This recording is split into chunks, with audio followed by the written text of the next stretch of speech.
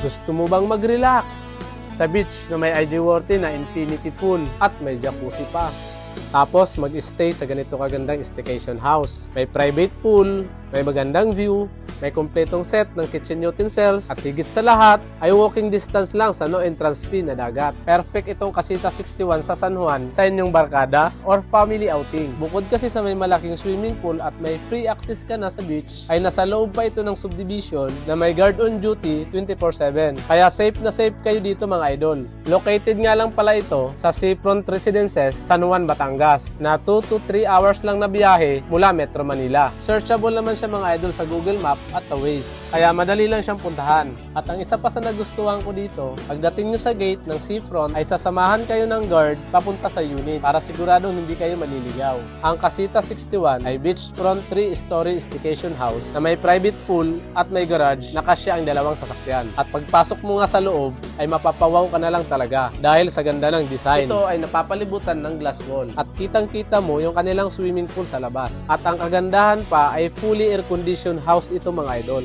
Dito sa ground floor, nandito yung kanilang kitchen na kompleto na sa kitchen utensils. May rice cooker, electric kettle, microwave, griller, ref na pwede nyong paglagyan ng mga dala nyong pagkain. Napakaganda nga din ng kanilang dining table na ang lakas makasosyal.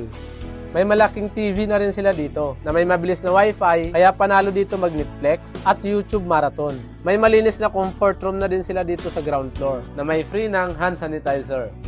Punta naman tayo sa kanilang second floor. Dito ay may 3 air-conditioned room at 2 CR. Yung 2 magkatapat na room ay same lang sila na may isang single bed at pull-out bed. At meron na din cabinet. At ito naman yung kanilang master's bedroom na may isang queen size bed. Very spacious dito mga idol. May cabinet at may sariling CR na din. Naka-hot and cold na rin ang kanilang shower.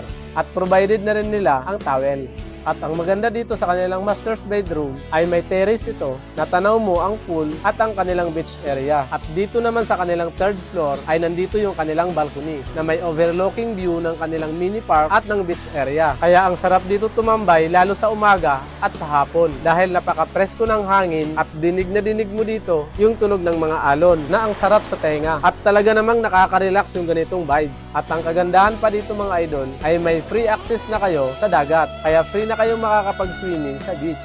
Napakapino nga ng buhangin dito, kaya napakasarap maglakad-lakad. At napakadaming spot din dito na pwedeng mag-picture-picture. At dito mo makikita sa kanilang clubhouse yung kanilang malaking infinity pool na napaka-instagrammable. Meron itong 2 malaking infinity pool, isa sa adult na merong 3 jacuzzi at isang kiddie pool. Mag-add lang po kayo ng 300 pesos per head para maka-access dito sa kanilang clubhouse. Ang rate nga pala nito mga idol ay 12,000 pesos during weekdays and 13,800 pesos naman during weekends. Good for 8 packs na mga idol. For inquiries in advance booking, mag-direct message lang po kayo sa kanilang Facebook page. Ito nga pala si Kuya Randy Adventures. Enjoy and God bless!